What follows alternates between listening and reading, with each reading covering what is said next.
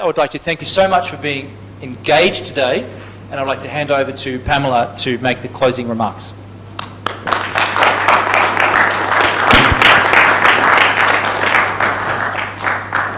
It's been a great day, at least for me.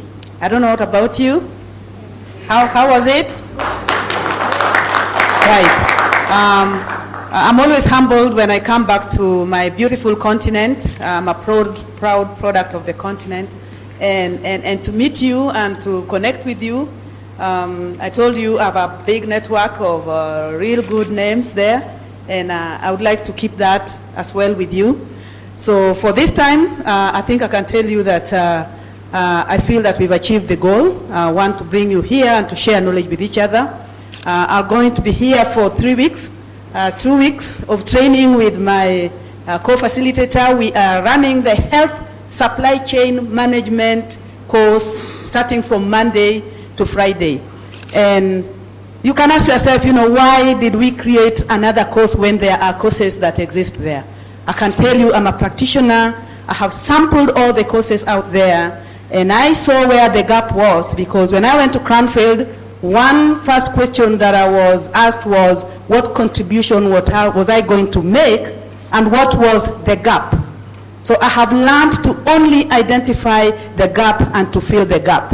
And I identify the gap, and I can tell you that for those who have attended our courses, they'll tell you the difference. I shouldn't be the one to tell you.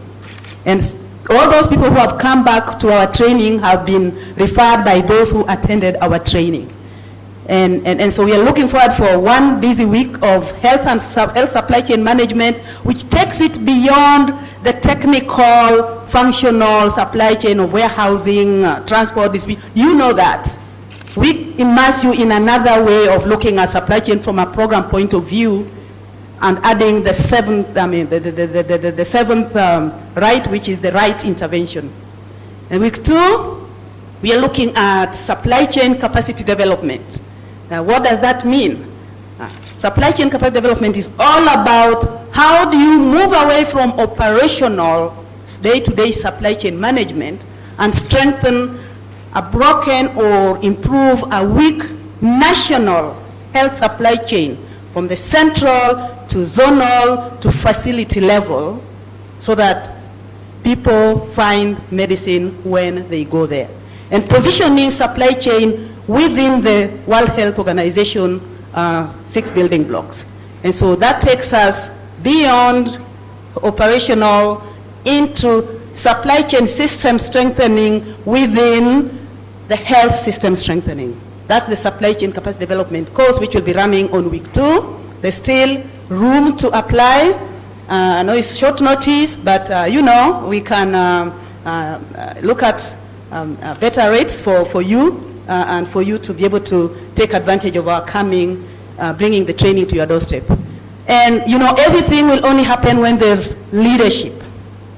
We train people, the health supply chain people, we train them full of knowledge. They go back, but that knowledge is wasted because either the environment is not conducive, there's no enabling environment, there's no supportive supervision, there are no tools to work with. And so we say that we need leaders who will hold these trainees, those who have been trained, accountable, but also manage their aspirations. So we run a leadership and management course, which is also taking place in week 2. It's been proven to be of great value. We've trained directors from different countries, and we are running training, including village rich people will be joining us for the leadership training from Mozambique, from Zimbabwe, and we'll be training people coming from Sudan. Very few from Kenya. I think we have only 1 or 2 Kenyans. And last year I brought this course to Kenya, and we didn't get people join it in Kenya.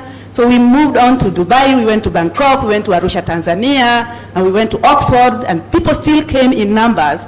But when we bring it home, then I ask myself, but what's wrong? So we'll be training people coming from outside the country in our country. I'll leave that to you to think about. So we're running the courses, and you can access that information on our website, and Yuki or Anna, my colleague in Oxford, will be able to respond quickly.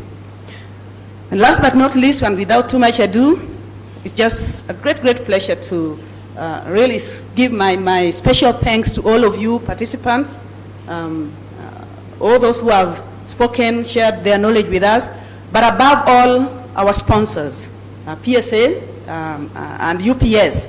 UPS, thank you very much. UPS and Freight in Time.